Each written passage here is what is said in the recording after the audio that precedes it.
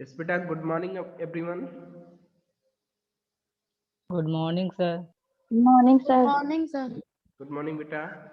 आज हम लोग चैप्टर नंबर 18 का जो आपका वेस्ट वाटर स्टोरी है उसमें आप लोगों ने ऑलरेडी बहुत सारे पॉइंट्स जाने हैं किस तरह से वाटर जो है हमारे द्वारा वेस्ट किया जाता है या बहुत सारे एक्टिविटीज हैं ह्यूमन एक्टिविटीज उनके द्वारा जो वाटर है कंटिन्यूसली और कॉन्स्टेंटली ठीक है क्या होता जा रहा है वाटर वेस्ट होता जा रहा है और जो हमारे लिए यूजेबल है वाटर वो उसका शॉर्टेज होता जा रहा है जगह जगह पर आज इसके मतलब चीजों को देखा भी जा रहा है कि लोग पानी पीने की जो फ्रेश वाटर है या जो क्लीन वाटर है लोगों को उपलब्ध नहीं हो पा रहा है दुनिया के कई सारे ऐसे देश हैं कई सारे ऐसे प्रांत हैं जहां पर ये अवेलेबल नहीं हो पा रहा है फ्रेश वाटर जो है क्लीन वाटर अवेलेबल नहीं हो पा रहा है due to the waste of water okay क्यों क्योंकि ये जो वाटर का बहुत ज्यादा हम लोग वेस्ट करते रहे हैं हमारे क्रियाकलापों द्वारा बहुत ज्यादा बेस्ट है तो उसी से रिलेटेड हम पॉइंट स्टडी कर रहे थे उसमें आप लोगों ने देखा था किस तरह से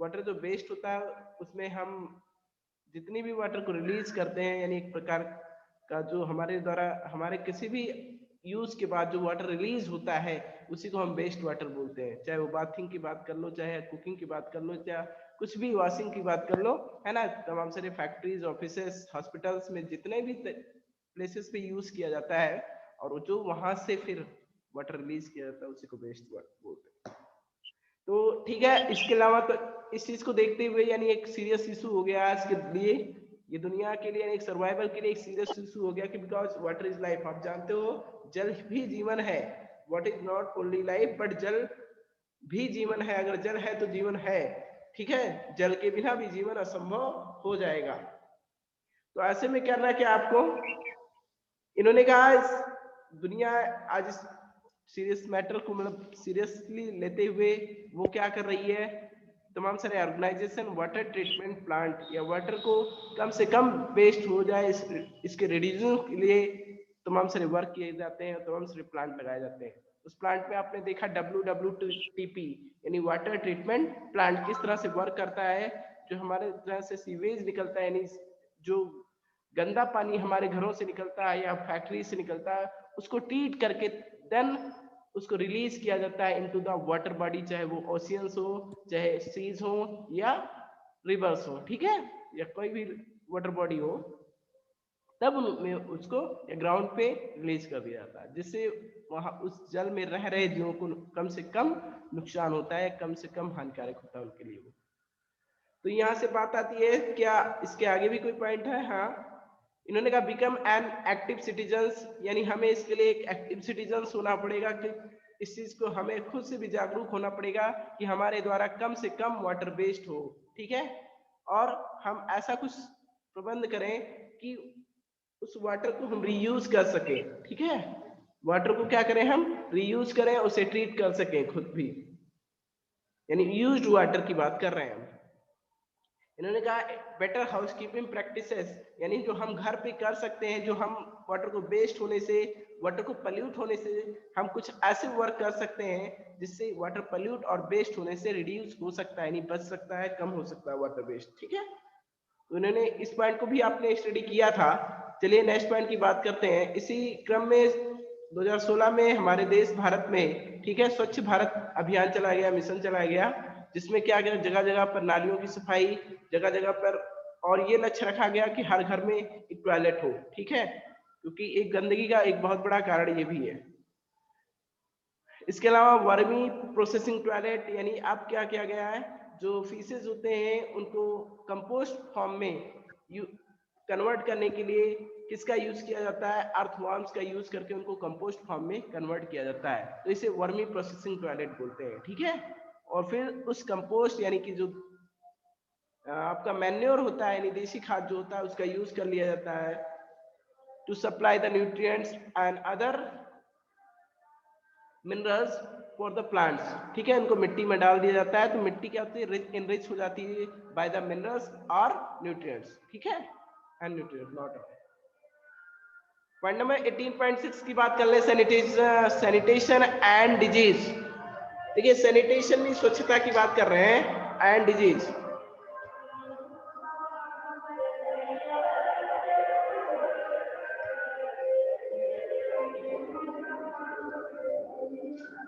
इन्होंने कहा poor sanitation and contaminated drinking water is the cause of large number of diseases.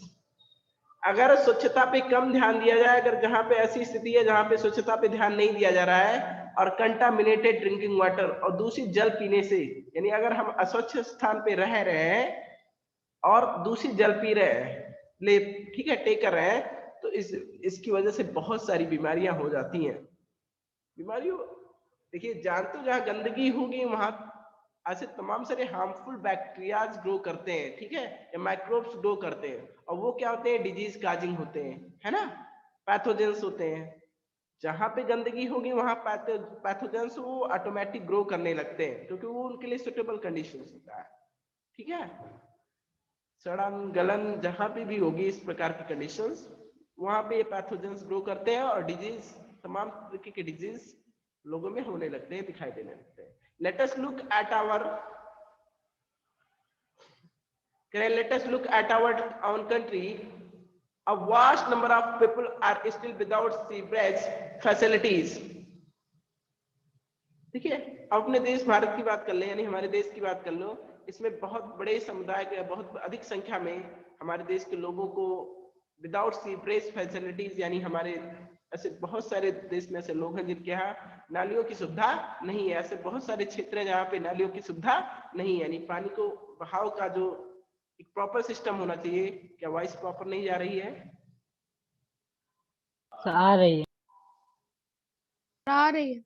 Okay, let us look at our own country. A vast number of people are still without sewerage facilities, यानी इस सुविधाओं से अभी भी ऐसे बहुत सारे क्षेत्र है हमारे देश में, ऐसे लोग हैं जो अभी नालियों के यानी कि वाटर रिलीजिंग सिस्टम से अभी दूर हैं, अभी उनके यहाँ सुविधाएं नहीं हो पाई हैं। Where do they relieve themselves, यानी कैसे अपने आप को, वो कहाँ से उनको सहायता मिलती होगी, कैसे अपने आप को इस चीज से वो सहायतार्थ करते हैं, मतलब अपने आप को बचाते होंगे कैसे, इस चीजों को जानने के लिए और देखते हैं आगे। A very large fraction of our people defecates in the open, on dry river beds, on railway tracks, near fields, and many a time directly in water. करें, हमारे देश में अभी भी बहुत बड़ा भाग, यानी लोगों का एक बहुत बड़ा संख्या हमारे देश में खुले में शौच करते हैं, ऑन ड्राई रिवर बेड्स, यानी कि सूखी नदियों के किनारों पर, रेलवे ट्रैक्स पे, नियर फील्ड्स, यानी कहीं आसपास के मैदान में, खेत में, ठीक है, many a time directly in water, और कुछ लोग डायरेक्टली वाटर में, ठीक है, फेस मतलब शौच करते हैं। अनट्रीटेड, देखिए इन्होंने कहा untreated human excreta is a health hazard. देखिए, अगर देखिए अनट्रीटेड मतलब कहने का मतलब ये है कि जैसे आपने देखा था वर्मी कंपोजिंग, क्या होता है, यानी वर्मी कंपोज क्या, अर्थवॉर्म का यूज करके उसमें जो फीसेस होते हैं उनको कंपोस्ट फॉर्म में कन्वर्ट किया जाता है। बट करें अनट्रीटेड ह्यूमन एक्सक्रीटा, यानी अगर जो जिसपे किसी प्रकार का डिकम्पोजिशन नहीं हो रहा है, ठीक है, अपघटन नहीं हो रहा है, वो हेल्थ हजार्ड होते हैं, यानी एक प्रकार के लिए वो हमारे स्वास्थ्य के लिए खतरनाक होते हैं, हानिकारक होते हैं, ठीक है। अगर आसपास हमारी इस प्रकार की गंदगी है तो हमारे स्वास्थ्य के लिए बहुत बुरा प्रभाव होता है, हमारे स्वास्थ्य पर इसका, और ये बहुत ही हानिकारक होता है हमारे लिए, है ना। तमाम प्रकार की बीमारियां हमारे आसपास फैल सकती हैं इसकी वजह से। It may cause water pollution and soil pollution. देखिए, इसकी वजह से दोनों ही तरीके से पोल्यूशन होता है, एक water pollution and soil pollution, यानी मृदा प्रदूषण भी होता है, साथ साथ जल प्रदूषण भी होता है, ठीक है, यानी दोनों ही तरीके से प्रदूषण होता है। Both the surface water and ground water get polluted. अब बात आ रही है कि सर जी ये कह रहे हैं कि जब सरफेस वाटर तो पोल्यूट होता है, ये सॉइल के पोल्यूट होने की वजह से ग्राउंड वाटर भी क्या हो जाता है, पोल्यूट होता जाता है, ठीक है। आपका ग्राउंड वाटर भी क्या होता है, पोल्यूट होता है। Ground water is a source of water for wells, tubewells, springs and many river, as you learn in chapter 16। बेटा जी आप जानते हो ग्राउंड वाटर जो है is a source of water for wells, tubewells, springs and many rivers, as you learn in chapter 16। यानी chapter 16 में आपने देखा था किस तरह से जो ग्राउंड वाटर है वो कई सारी नदियों, तालाबों और कई सारे झरनों कुओं, ठीक है, इन सब के लिए एक सोर्स होता है फॉर द वाटर। कहाँ से आता है पानी इन सब में? ग्राउंड वाटर के थ्रू आ जाता है, ठीक है। बात कर रहे हैं sir, thus it become the most common route for water borne disease. इस तरह से जो जब सॉइल पल्यूट होता है, वाटर पल्यूट होता है, तो उससे होने वाली कई सारी बीमारियां जो कॉमन होती हैं वो होती हैं। क्या क्या है वो? They include cholera, typhoid, polio, meningitis, hepatitis and dysentery. इन्होंने कहा इसमें इन यानी वाटर पोल्यूशन से होने वाली जो जल प्रदूषण से जो होने वाली बीमारियां हैं वो क्या क्या है? Cholera, typhoid, polio and meningitis and hepatitis and dysentery. बात आती है ये सारी खतरनाक बीमारियां जिसमें आप कॉलरा आप जानते हो, हैजा, टाइफाइड एक प्रकार का बीमारी होती है, पोलियो भी एक प्रकार का क्या होता है, ये भी वायरस से होने वाली बीमारी होती है जो जनरली दूषित जल पीने से होता है, ठीक है, दूषित जल दूषित भोजन खाने से हो सकता है, ठीक है। और मीनिंगिटिस, हेपेटाइटिस, ये दोनों ही क्या है? एक प्रकार के बुखार ही है। डायसेंट्री आप जानते हो दस्त होता है, ठीक है, इसमें आपका डाइजेस्टिव सिस्टम पूरी तरह से डिफेक्टेड होता है इसमें, तो इसे डायसेंट्री बोलते हैं। चलिए नेक्स्ट पॉइंट की बात करते हैं। इन्होंने कहा 18.7 में alternative arrangement for sewage disposal. देखिए alternative arrangement for sewage disposal एक विकल्पीय व्यवस्था होनी चाहिए फॉर सीवेज डिस्पोजल, यानी जो गंदगी हमारे यहाँ से निकलती है वो चाहे जैसी भी गंदगी हो, उसके डिस्पोजल के, यानी उसको निकालने के लिए अलग से, यानी उसको कहीं ले जाने के लिए अलग से सिस्टम होना चाहिए, विकल्पीय सुविधाएं होनी चाहिए। वो क्या क्या है? टू इम्प्रूव सैनिटेशन, यानी स्वच्छता को बढ़ाने के लिए, हमारे आसपास ज्यादा से ज्यादा स्वच्छ हो, सारे स्थान सभी लोग स्वच्छता को ही प्रेफर करें। इसके लिए क्या करें?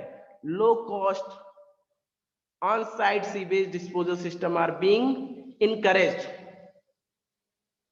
ऐसे स्थानों पे कम से कम कीमत पे, ठीक है, disposal system are being encourage, यानी ऐसे स्थानों पे डिस्पोजल सिस्टम को, यानी कि जो मल त्याग होता है या किसी प्रकार की गंदगी निकलती है उसको डिस्पोज करने के लिए, यानी अंदर दबाने के लिए सिस्टम यहाँ पे प्रेफर करना चाहिए। और कैसे? On low cost on site, यानी कम से कम कीमत पर सरकार को भी इसकी मदद देनी चाहिए ऐसे स्थानों पे, ठीक है, लोगों को भी इनकरेज करना चाहिए इस चीज के लिए कि तमाम प्रकार के जो सीवेज उनके यहाँ से डिस्चार्ज होते हैं उनको डिस्पोज करने के लिए ऐसी सुविधाएं या ऐसे अरेंजमेंट किए जाए, ठीक है। Examples are septic tanks. देखिए बात कर रहे हैं सेप्टिक टैंक्स की, chemical toilets, composting pits, septic tanks. देखिए ये बात आती है सेप्टिक टैंक्स, आप जानते हो सेप्टिक टैंक्स क्या होता है? जो प्रकार का सीवेज टैंक होता है जिसमें तमाम प्रकार के जो फिशेस या स्क्रेटा होते हैं वहां पे कलेक्ट होते हैं, उसके बाद जब वो फिल हो जाता है तो उसको क्या किया जाता है?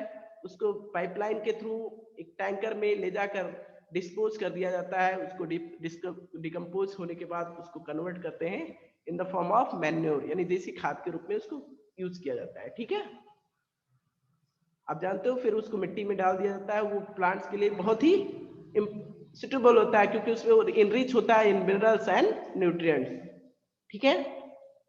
ये सेप्टिक टैंक की बात कर रहा था जिसमें जो स्क्रेटा होता है जो कलेक्ट होके, यानी जब वो सेप्टिक टैंक फिल हो जाता है तो वहां से पाइपलाइन के थ्रू उस स्क्रेटा को बाहर ले जाकर टैंक के थ्रू, मतलब बाहर निकाल लेते हैं उस, सॉरी, पाइपलाइन के थ्रू, और उस टैंक से फिर क्या कर दिया जाता है? ट्रांसफॉर्म कर दिया जाता है टू डिकम्पोजिटिंग प्लेसेस, ठीक है, यानी वहां पे क्या कर दिया जाता है? उसको डिकम्पोजिटिंग प्लेसेस पे ले जाकर कन्वर्ट किया जाता है इनटू मैन्योर।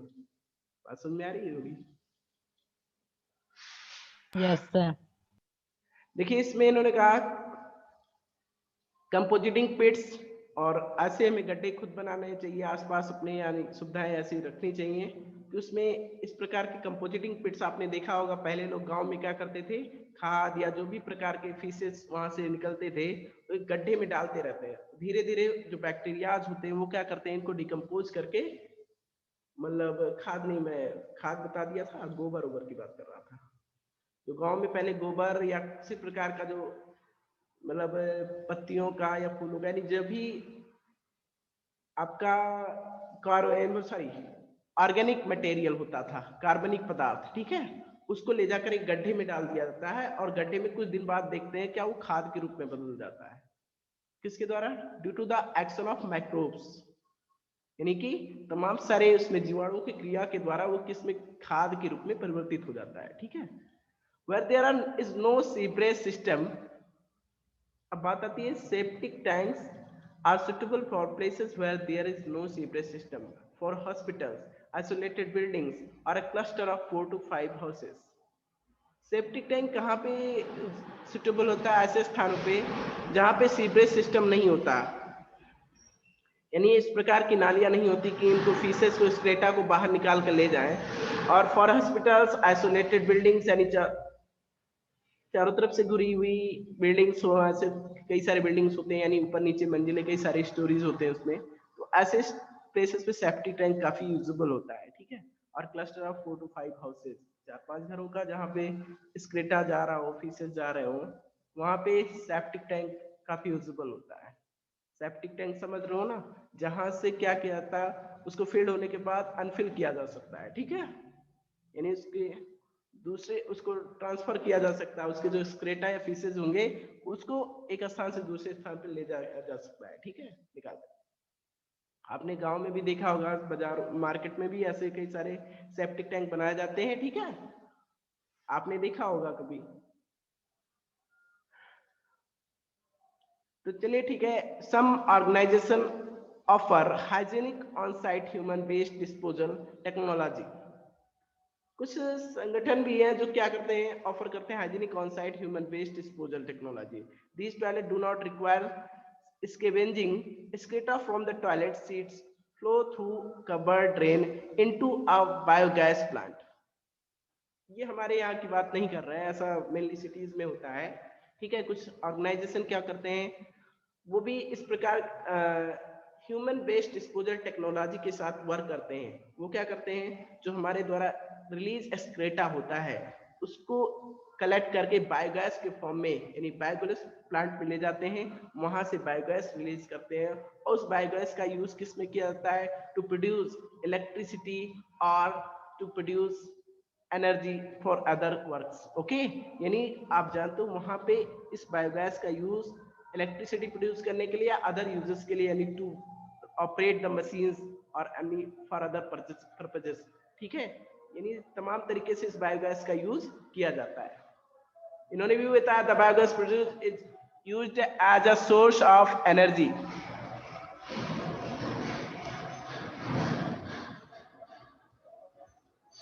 तो बातें इतनी समझ में आई?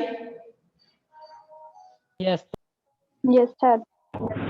सर इन्होंने कहा सैनिटेशन एट पब्लिक प्लेसेस, हमें पब्लिक प्लेसेस में भी स्वच्छता का ध्यान रखना चाहिए। ये हमारी भी रिस्पॉन्सिबिलिटी है, हमारी जिम्मेदारी, रिस्पॉन्सिबल सिटीजन होने के नाते हमें भी ये सोचना चाहिए कि हमारे आसपास सभी स्थान स्वच्छ हों, हमें गंदगी कम से कम, क्या बिल्कुल हमारे आसपास गंदगी ना होनी चाहिए, ठीक है। इसके लिए कुछ प्रोटोकॉल्स होते हैं, कुछ रूल्स होते हैं, उन्हें फॉलो करना चाहिए हमें। कैसे? In our country, fairs are organized periodically. A large number of people participate in them. ठीक है, हमारे देश में आप जानते हो जगह जगह मेले लगते रहते हैं, साल भर में कई सारे मेले हमारे देश में कहीं ना कहीं मेले चलते ही रहते हैं। यानी मेले में बहुत सारे लोग इकट्ठा होते हैं, बहुत सारे लोग इकट्ठा होते हैं, तो बहुत सारे लोग वहां पे अपने अदर पर्पजेस से आते भी हैं और कई सारे मतलब वहां से वेस्ट रिलीज भी होता है, लोग आते हैं, भीड़ इकट्ठा होती है, तो सही कई सारा वेस्ट निकलता है वहां से। अब देखते हैं in the same way railway station, अब बात करें उसी तरह railway station, bus depots, airports, hospitals are very busy places, thousand of people visit them daily. Railway station की बात कर लो, चाहे बस डिपोट की बात कर लो, हॉस्पिटल्स, एयरपोर्ट्स, यहाँ पे हजारों लोग आते जाते रहते हैं, लोग डेली पे, है ना, रोज हजारों लोग आते और जाते हैं। Large amount of waste is generated, इन्होंने भी बताया कि यहाँ से तो बहुत ज्यादा अपशिष्ट पदार्थ निकलता है। Large amount of waste is generated here, it must be disposed of properly, otherwise epidemics could break out. तो हम करें it must be disposed of properly, यानी इसको भी डिस्पोज होना चाहिए, इसको विखंडित होना चाहिए डेली प्रॉपरली, नहीं तो क्या होगा, otherwise epidemic could break out, यानी एक खतरनाक स्थिति हो सकती है। अगर ये कूड़ा कचरा दिन ब दिन फैलता रहा तो वहां पे तमाम प्रकार की बीमारियां उत्पन्न हो सकती हैं, फैल सकती हैं, ठीक है। क्योंकि यहाँ ये सब क्या होते हैं, इसमें पैथोजेंस होते हैं, बहुत ही सुटेबल कंडीशंस होता है। जब भी गंदगी होगी तो पैथोजेंस बहुत तेजी से ग्रो करने लगते हैं। पैथोजेंस क्या होते हैं, डिजीज काजिंग माइक्रोब्स, है ना, उन्हीं को तो पैथोजेंस बोलते हैं।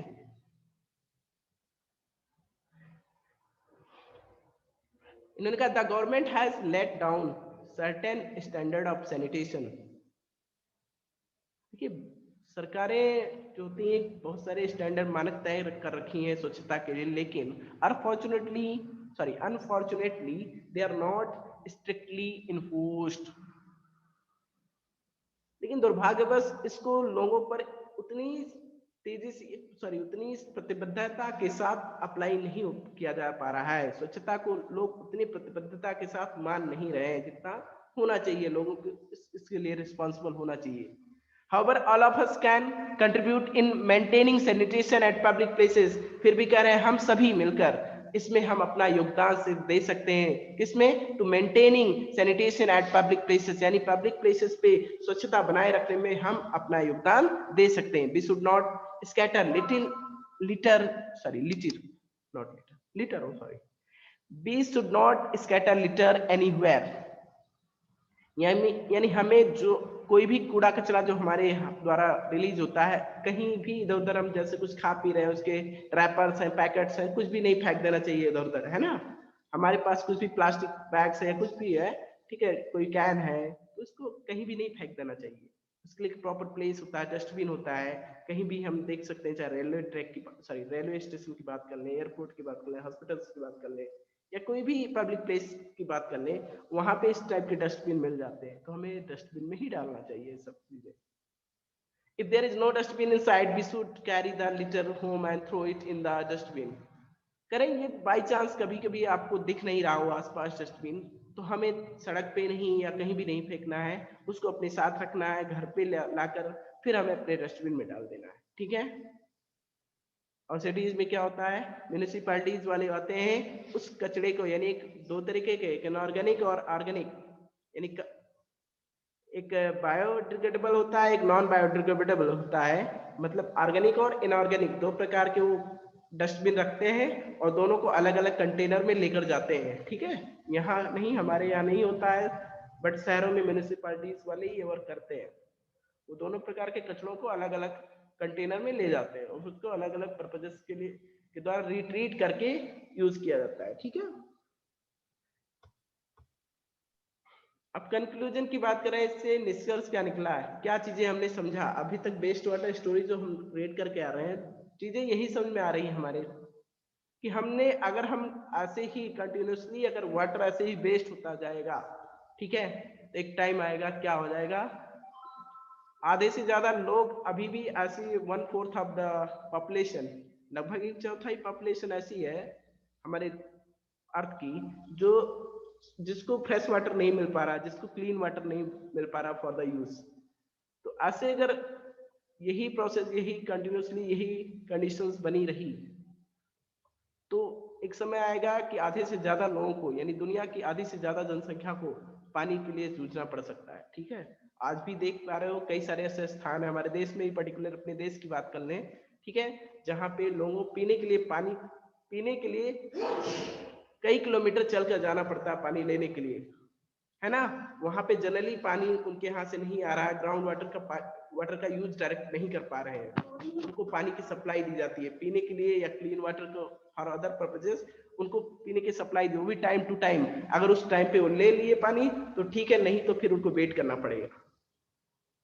कई सारे ऐसे प्लेसेस आपने देखा था साउथ इंडियन पार्ट्स में, आपने सिविक्स में भी पढ़ा था ना, कि साउथ इंडियन पार्ट्स कुछ ऐसे पार्ट्स हैं जहाँ पे पानी की बहुत ज्यादा, चेन्नई है, ठीक है, कर्नाटका है, वहां पे क्या है, पानी की कमी हो गई है। पानी की कमी मतलब डायरेक्ट ग्राउंड वाटर का यूज नहीं कर पा रहे हैं लोग।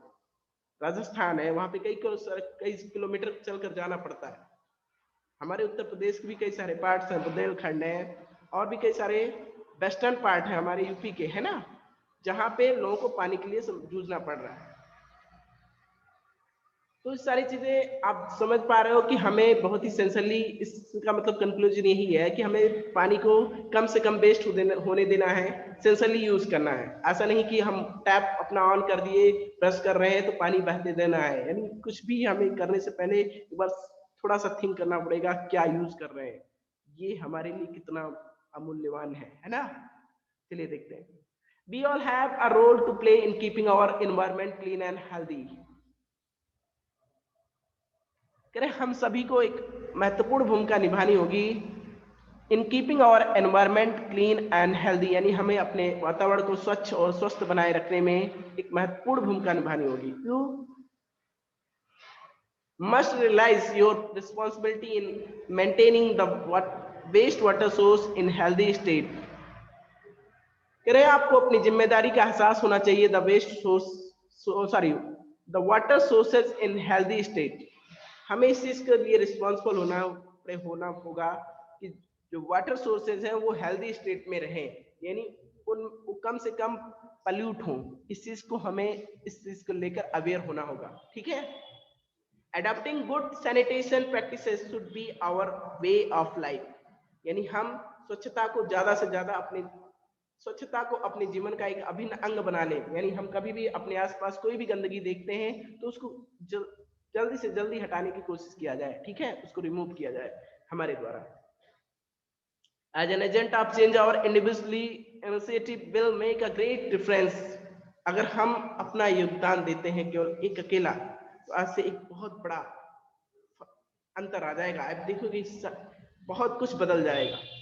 लोग सोचते हैं हमारे अकेले करने से क्या होगा, आप करके तो देखो। आपने अगर शुरुआत कर दिया तो कितना बड़ा अंतर आता है, कितना बड़ा प्रभाव पड़ता है, आप देखो। एक करोगे, सभी तो एक है, कोई 10 तो है नहीं, सभी एक है। उसी एक से हजार हजार से लाखों लाखों से करोड़ों लोग, एक बहुत बड़ा चेंजेस आएगा। Influence other with your energy, ideas and ऑप्टिज। करें अपने ऊर्जा के साथ अपने विचार, यानी कई सारे आइडियाज लाइए कि हम इसको कैसे रिट्रीट करें वेस्ट को, या कम से कम वेस्ट हमारे द्वारा रिलीज हो, उसकी रिड्यूस करने का क्या प्रोसेसिंग हो सकता है, इस सब के बारे में सोचना चाहिए। Lot can be done if people work together. Lot can be done if people work together. एक बहुत बड़ा, अगर लोग एक साथ होकर काम करते हैं तो उस काम की वैल्यू समझ में आती है, काम दिखेगा आपका। यानी आप स्वच्छता के लिए जा रहे हैं, आप सोच रहे हैं हमारे आसपास हमारा एनवायरनमेंट हेल्दी एंड क्लीन हो, तो लोग इकट्ठा होंगे, पहले आप कीजिए, आपके द्वारा और लोग प्रेरित होंगे, दिखेगा इसका वर्क, देखेंगे आप, धीरे धीरे आपका एनवायरनमेंट क्लीन होता जाएगा। There is a great power in collective action. लोग जब मिलकर कार्य करते हैं तो एक बहुत बड़ी शक्ति होती है, लोग जब साथ आकर काम करते हैं। यानी कहने का मतलब हम सभी को रिस्पॉन्सिबल होना पड़ेगा इस चीज को लेकर कि हमारे द्वारा कम से कम वाटर वेस्ट हो, उसको रिड्यूस किया जाए। वाटर वेस्ट को क्या किया जाए, रिड्यूस किया जाए। अब ये तो है नहीं कि वाटर वेस्ट ही ना होगा। जैसे आप कुकिंग के लिए यूज करते हो, आप वॉशिंग के लिए यूज करते हो तो वाटर तो वेस्ट होगा ही। बाथिंग के लिए यूज कर रहे हो, सर कह रहे हैं नहाए ना, तो फिर तो ना, हम नहाएंगे नहीं तो भी नहीं चलेगा। लेकिन कम से कम कुछ लोग क्या करते हैं, पानी चलने देते हैं, 4 से 5 बाल्टी यूज कर रहे हैं। आप 2 बाल्टी यूज कर ले सकते हैं ना, 2 बकेट में हो सकता है आपका। टैप ऑन कर दिए, चलने दे रहे हैं, तो ये भी तो गलत बात है। हमें कम से कम वाटर को वेस्ट होने देना। और ये कह रहे हैं कलेक्टिव एक्शन होना चाहिए, यानी लोगों को एक साथ मिलकर कार्य करना चाहिए इस क्षेत्र में। वो कर भी रहे हैं। आज कई सारे ऑर्गेनाइजेशन, चाहे वो नेशनल हो चाहे इंटरनेशनल ऑर्गेनाइजेशन की बात कर लें, इस चीज को लेकर काफी सीरियस है कि वाटर कम से कम वेस्ट हो और उसको रिड्यूस किया जाए, ठीक है, वाटर को सेव किया जाए। वाटर तो बहुत है हमारे अर्थ पे, 71% है, आप तो जानते हो। लेकिन क्या हमारे लिए सारा वाटर यूजेबल है? ओनली 1% वाटर हमारे लिए यूजेबल है, 1% पानी बस। उस 70% 71% में केवल 1% उसका हमारे लिए यूजेबल है। बाकी 70% तो खारा पानी है ना, जिसका हम डायरेक्ट क्या इनडायरेक्ट भी यूज नहीं कर पा रहे हैं। कई सारे ट्रीटमेंट प्लांट के थ्रू उनका भी यूज किया जाने लगा है, बट इन फ्यूचर कब तक यूज कर सकते हैं कुछ कह नहीं सकते उसमें, तो हमें सेव करना होगा water for the future, for the upcoming generation, for the life. ठीक है, तो आई होप ये बातें समझ में आई होंगी आप लोगों को। तो ये चैप्टर आपका कंप्लीट होता है। ठीक है, यस सर। महात्मा गांधी जी ने कुछ कहा था, इसके लिए भी देख लेते हैं इनका क्या स्टेटमेंट था इसके पीछे। No one need to wait for anyone as to adopt a human and enlightened course of action. देखिए, no one need to wait for anyone as to adopt a human and enlightened course of action, यानी हमें किसी का इंतजार नहीं करना चाहिए किसी कार्य को करने के लिए। हम करेंगे तो हमारे पीछे लोग चल देंगे। ये सोचकर हम बैठे रहेंगे कि हम कोई नहीं कर रहा है तो हम भी नहीं करेंगे, तो फिर कुछ नहीं होगा। ये सोचिए हमें ही करना है तो फिर हो जाएगा, क्योंकि आप करेंगे तो सभी करेंगे, क्योंकि सबके अंदर ही भावना होगी हमें ही करना है। ठीक है, तो गांधी जी का ये कहना था कि हमें किसी का इंतजार नहीं करना, हमें खुद आगे आके काम करना, और ये कोर्स ऑफ एक्शन मतलब अब देखोगे क्रियात्मक होता जाएगा, लोग आपके साथ आते जाएंगे। ठीक है, तो बेटा जी ये आपका चैप्टर कंप्लीट हुआ, chapter waste water story.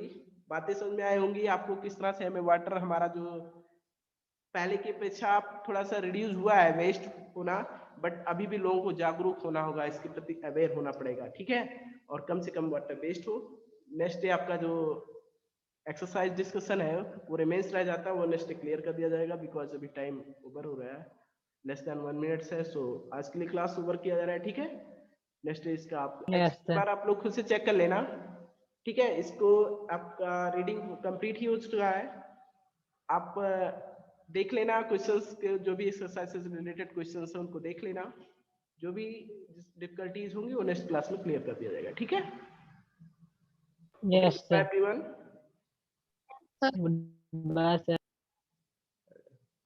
Good bye sir. Bye बेटा।